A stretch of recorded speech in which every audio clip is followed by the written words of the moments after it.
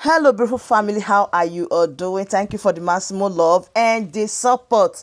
So my beautiful people, today I have a quick one to share with you, one that normally says shall never and see. This is Progress the Analyst, and here I keep you updated. Now I want to take you along to the issue of Nnamdi Kanu. This time around, Tinubu go see bomber to bomber. He go see something when he never see before, and you know that the court hearing of Nnamdi Kanu is coming up this month end. We will carry you along the case, everything that happened. Like, this is one of the reasons why you need to subscribe to Progress the Analyst, and you need to share our videos. Now let us listen to the America force. Hey, it don't say it. They don't carry Tinubu go where never reach before. America people don't come and say they want Nnamdi Kanu to be released. All of the truth is, this thing is getting too much. Nnamdi Kanu would have been released for a very long time so that everywhere will be peaceful. But no, they keep prolonging it, adjournment. And now, according to the story, is that they have filed new charges against him. Anyways, I don't really want to talk too much. I want you to listen to what is happening right now, and I'll be right back. My name is Dr. Sylvester Onyia, President of American Military Veterans of Igbo Descent, Harvard. I'm here today with Rising Sons and ambassadors for self-determination. We're in the state capital to bring our concerns to the American folks that Nnamdi Kanu needs to be released now. A lot of people have talked about him being unjustly incarcerated for nothing. He is not the problem of Nigeria. If anything, he's the solution to solve Nigerian problems. We're asking President Tinubu, just like we asked President Buhari, that got him in the first place, to release him. They have not done anything to anybody. On this note, we are reminding the world about what happened in January 2017. We're not even cheering up the president of their choice. This happened and nobody have been brought to account for that. We are asking that the government of the United States under Donald Trump, present president, to look into that massacre, because it was democracy that was being celebrated, and those youths were happy, rejoicing that such a good thing happened, and the military went and killed them all like chickens. We continue to ask, what is it that you're holding Nnamdi Kanu for? And we believe, as a British citizen, the British government's hand is in it, because Nnamdi was discussing about the atrocities they're doing in Nigeria. They don't want any development in Nigeria. Everything that we are doing is what Nnamdi was preaching on, and everything he have said before have happened today, and it's still happening. Look into it, more especially the United States government. For one thing, if nothing is done, once these jihadists get hold of the southeast, the Christians that they're trying to exterminate, they will have hold of the sweet crew. And once that happens, the next thing will be to challenge the United States and even the Britain that is encouraging them to do their bad deeds.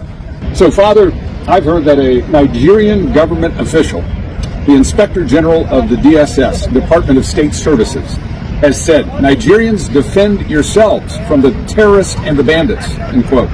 So, Father, as a minister of God, do you support self-defense, especially where it may lead to the killing of your assailant?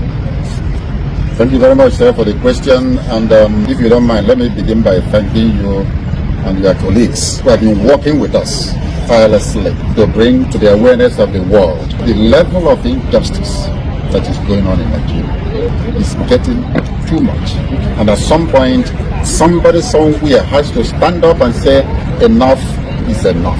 Now, coming to your question, yes, the Director General of DSS, who in American context, we might equate to the Director of Homeland Security, is a special government official in Nigeria who is striving to top secret intelligence, actually. For him to step forward and publicly told Nigerians, arm and defend yourselves, tells me a couple of things. One, Nigeria is either becoming a failed state, the military, the police, the DSS, that they don't have enough power to defend their citizens. What is the primary responsibility of any government, democratic government? To defend the lives and property of the people. So, for the director of DSS to say, we don't have what it takes to protect you Nigerians in defense of yourself. So self-defense is a natural phenomenon. But in the context of the DSS, honestly, I wasn't expecting that we shall come to that level. at which the common people are required to arm themselves and defend themselves. But guess what? It has happened.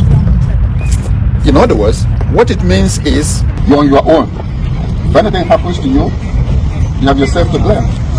Now, because self-defense is a natural phenomenon, I have never read about any law, moral law, Christian law, civil law, natural law that is against self-defense. None whatsoever. But you know what? Where you have a good government, you take it for granted that you are protected. And so it's not even a question of whether I support it or not, or whether it is legal or not. And then for the government to say, defend yourself.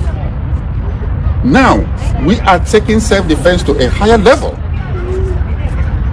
The level of you have to do everything possible to protect your life. Your life is the most precious gift God has given you. Very, very precious. God has given us a precious life to take care of, and we should guard it judiciously. But what is happening in Nigeria is that a group of bandits, terrorists, have taken it upon themselves to be massacring people at will. They carry arms all over the place, unchecked, unhindered. And they are decimating ethnic groups. In the name of herders, farmers, clash, rubbish. There is more to it. There is a hidden agenda. And that is ethnic cleansing and religious persecution. That is what has been going on. At this point in time, I will actually go the extra mile to advocate for self-defense. And people should defend themselves. And I'm asking my people, you cannot waste the life, precious life God has given you. You must defend it. Because there's no way. It has come to that. If the government tells you to defend yourself, defend yourself. That's what I will tell my people. And then I will ask our brothers and sisters in diaspora, especially here in America, who are from Igbo descent, Igbos here in America and Europe, organize yourselves, raise money, and make sure that your respective communities at home are protected. Have a very working vigilante groups, and make sure that your communities are protected. The time to pretend that everything is okay back home in Nigeria is gone, and may never come back until that country disintegrates. Because honestly, a failed state, the only solution to a failed state is disintegration. To your thanks, O Israel. Everybody should go and take care of themselves. From the local communities, maybe to the regional level. And guess what?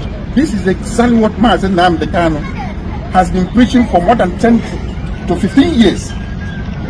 That these people are coming. These are mercenaries sponsored by the full, even being fair to them, they have now told us officially that there's not much they can do. So, Bruce Fine, as a constitutional lawyer and the International Council for Mazi Nnamdi Kanu, and you visited Nigeria many times, your client has served over 5 years in prison. What is Mazi Nnamdi Kanu's current situation, and how has the current state of the Nigerian Constitution and the rule of law affected Mazi Nnamdi Kanu's freedom? Well, thank you for that wonderful question. We're really gathered here today to pay homage to Nnamdi Kanu and his unsurpassed courage that has given the Biafrans hope, which is what sustains the people and moving forward towards justice. Nnamdi Kanu was victim of a crime. The crime perpetrator was the nation of Nigeria. In 2021, he was kidnapped and tortured in Kenya. He was then returned to Nigeria, where he's been denied a trial for now over 4 years. I helped precipitate a ruling from the working group on arbitrary detention in Geneva, holding very unambiguously and calling for the immediate and unconditional of Nnamdi Kanu because the government of Nigeria had violated 16 human rights covenants that were binding on all nations, whether they accepted them or not. The Nigerian government has flouted that decree now for almost 3 years. Nnamdi Kanu remains in isolation. Again, he's never ever been given an opportunity for a trial. There are repeated adjournments because there is no evidence. I've examined the indictments. They're really quite hollow. They don't have any specificity of what Nnamdi Kanu did that caused any kind of violence or harm. And at present, there still is no scheduled trial date. It's a continuing criminal violation by the Nigerian government. The great irony is that the real case should be Nnamdi Kanu versus the government of Nigeria, which should be in the defendant's chair. One of the things that's very astonishing is that for hundreds of years of Anglo-American jurisprudence, there's a motto: crime should not pay. The Nigerian government is trying to make their crime against Nnamdi Kanu pay, which is intolerable. Bruce, what can be done to the government of Nigeria to help free Nnamdi Kanu? Well, there are several precedents. One, during apartheid, South Africa was suspended from the United Nations General Assembly until Nelson Mandela was released. And there's nothing that prevents petitions now to the United Nations General Assembly insisting that Nigeria be suspended until they release Nnamdi Kanu. That's one possibility. Another would be if you had the president issue an executive order says there are going to be no Nigerian visas to visit the U.S. until Nnamdi Kanu is released. That would impress upon all Nigerians the penalty they're paying because the government is being so lawless and tyrannical. There are other options like having an international arms embargo on Nigeria until Nnamdi Kanu is released, having very, very high tariffs on anything sold by Nigeria until Nnamdi Kanu is released. These are financial pressures. They've been utilized in other countries in the past. It's a matter of political will, not law. Chief Ugonna, how do the attacks on the Christian community and the continued injustice faced by Mazi Nnamdi Kanu serve as a serious warning sign for all Nigerians about the state of justice and freedom in the country? You know, that's an excellent question, and thank you for posing that. I want to tell you a short story.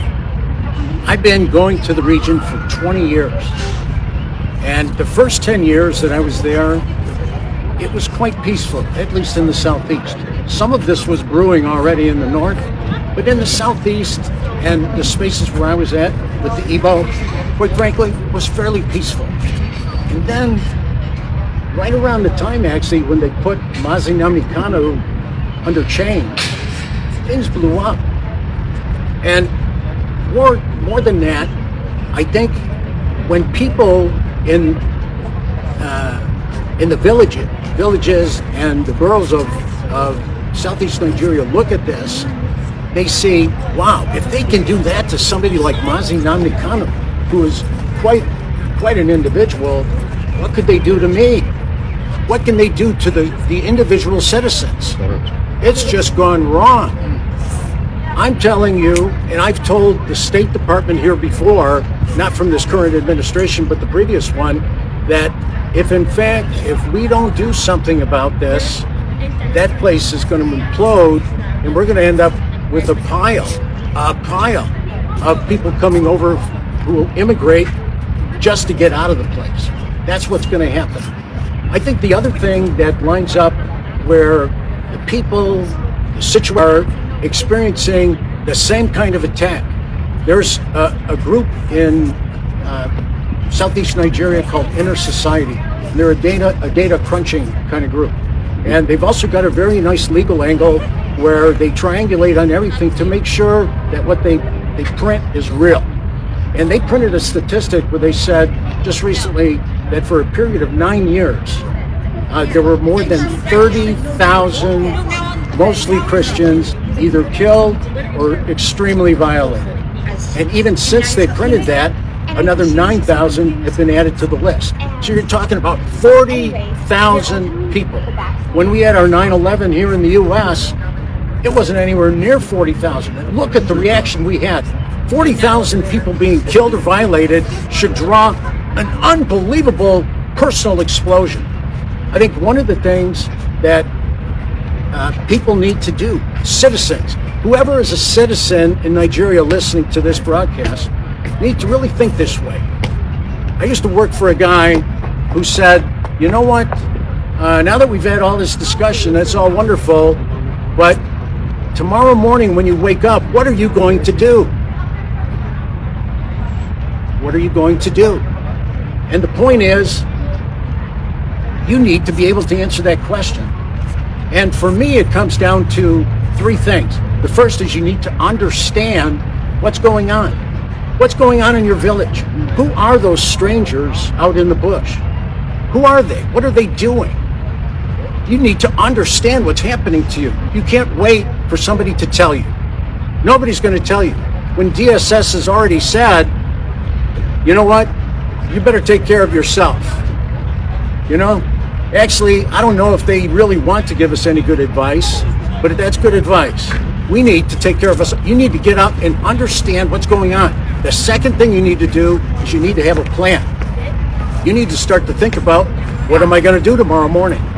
What's the plan? I need a plan. And the third thing you need to do is take it personal.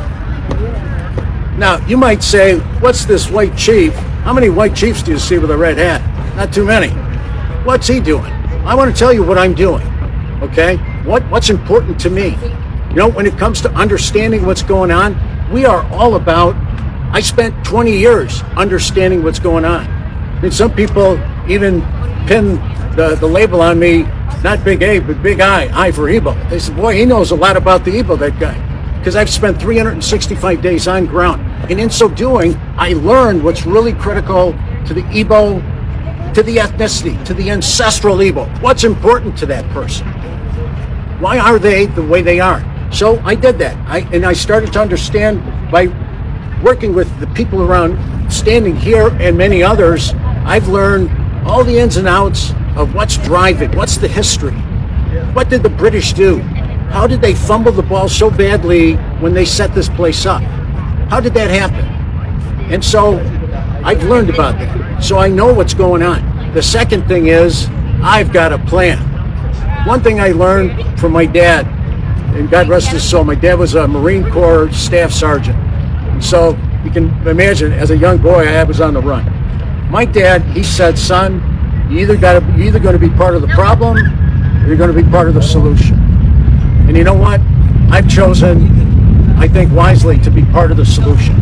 Part of the solution is critical. And you know what? You as citizens need to be part of the solution. And you need to come up with it yourself. You know what? Just like DSS, they're not going to tell us what to do. Nobody's going to tell you what to do. You need to figure it out for yourself and then do it. And then the third thing is take it personal. Now, what have I been doing? You can tell just by the way I am. I take things personal. And when I come to this place behind me, and I spend a lot of time at the State Department as well, and as a group with AVID, AVID's a great organization. AVID, with that group, we've spent a lot of time in the halls of Congress, knocking on the doors, talking with people.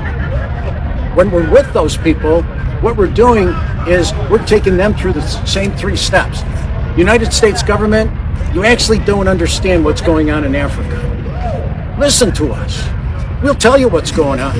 It's an ancestral place. And what happens is when they abscond with somebody who's iconic in the society. I mean, Mazi Nnamdi Kanu is iconic. When they put somebody like that in chains and just throw away the key, which they've done, they've thrown away the key. We should be taking that personal. And once again, if they can do what they're doing with him, they're doing with us, and that's when the 40,000 Christians that they've got on the run. There's another little bit of data you ought to know about. You know, all the people, and I bet there's hardly anybody in the region who hasn't been personally touched by a disappearance. You've got family, friends, fellow villagers who've been absconded with, they've been stolen. Everybody knows what I'm talking about. You know what's going on. Well, what happens is we need to tell the people in these powerful places, because they have a lot of control. I think you've heard quite a bit of wisdom about what the U.S. government can do. But for sure, the U.S. government needs to understand that if these three questions don't get answered, also by the United States, understand, have a plan, and take it personal, one day it will come to our shore. One day that place will just turn into a mess. And we need to make sure that it doesn't come to our shore. Evans, a lot has been said about what is wrong in Nigeria, especially the illegal detention of Mazi Nnamdi Kanu. What are your thoughts? Well, I can tell you that we've heard an earful about the evil and atrocious, every evil has an expiration date. It always does. So I'm telling you that the time of massacre of Christians in the north and south has expired. Right? Expired. Right. Expired. The genocide against the Igbos has also expired. And the incarceration of Nnamdi Kanu, the Mandela of our era, the Mandela of Nigeria, his incarceration has now expired. You've heard me describe Nigeria as a dark nation. And the only thing that can overtake darkness is light. So I'm asking the Congress of the United States to be the light and enact the laws that will stop what's going on in Nigeria. Beginning with designating the nation as a country of particular concern. I'm also asking those in diaspora, like myself, to wake up and do something to help your citizens back home. We can always do something individually, but we can do much more collectively. This is a cause that I'm willing to die for. And I will continue to fight until my last breath. Tell me about the Nigerian government. Have they adequately protected human rights and enforced their laws regarding the protection of lives and property of her Hebrew and Christian citizens? The question of human rights in Nigeria ought to go directly to a few people that I will mention. They will talk about that. I'm talking about the person of a young lady called Leah. 15 years old, she was kidnapped. Until this day, she remains in the custody of the terrorists. Yes. She cried out to her government and they did nothing. No rescue, no help. And I want to surprise you. This young woman today is 25 years old. 25 years old, having children for terrorists. While the federal government of Nigeria ignores her cry for help and assistance. So you ask Leah Sharif about the fundamental human rights in Nigeria. Yes. And she will tell you the rest of the story. Another person that is worthy of note is another young lady by the name Deborah Samuel, a young college student in Shangari College of Education, Sokoto, Nigeria. This young woman was stoned to death in broad daylight while people stood and watched, while the government stood and watched. The army and the police, all the security apparatus, they stood and watched an innocent girl mowed down in broad daylight, and her body was set ablaze. Chances are this young woman was still alive while she was in flames. Things that you cannot bear as a father, as a brother. These things are happening in this country called Nigeria. And people expect us to be proud of the country. That's of the Trump administration. Nigeria was in the list of CPC country of particular concern. Yes.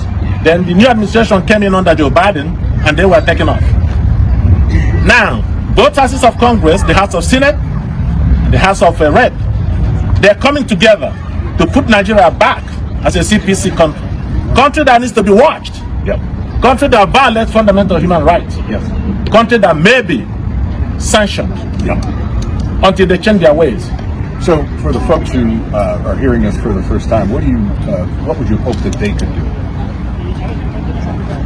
What I hope that they can do is to take the message to their respective constituents, to talk to their lawmakers, their reps, their senators, their House of Representatives. Tell them what's going on.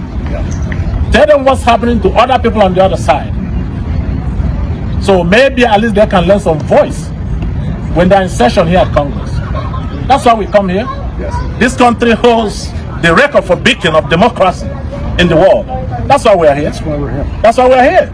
It's simple. One more thing, and the legendary of human rights violation, ought to be referred to a man in the person of Nnamdi Kanu. Nnamdi Kanu's continuous incarceration is the primary reason why we're here. We are here to call for his immediate and unconditional release, as already decided by United Nations back in 2022. For people that do not know Nnamdi Kanu, today he's being referred to as a secessionist. He wants to divide Nigeria. But I want to let you know one thing, how this young man started this whole thing. He did not start this whole thing by calling for Biafra or calling to be separated from the nation. He started in the year of 2012 and 2013 in London, on the streets of London, calling for one Nigeria, for unity, for the government to pay attention to the suffering of the people. The children are suffering. There's no job, unemployment everywhere. Our young people has taken up to criminality. So Nnamdi Kanu saw this and he began to preach, to talk about it. He wasn't calling about secession. He wasn't calling for Biafra. He was just a devoted citizen of the country. Well, seeing that fell a deaf ear, so he began to call for a referendum. What is a referendum? An opportunity for men and women, citizens. Oh, my beautiful family, that brings us to the end of this update. Do well to like the video, share, and subscribe. I still remain your one and only Progress, the analyst, as I will keep updating you on all the latest happening. Thank you and bye for now.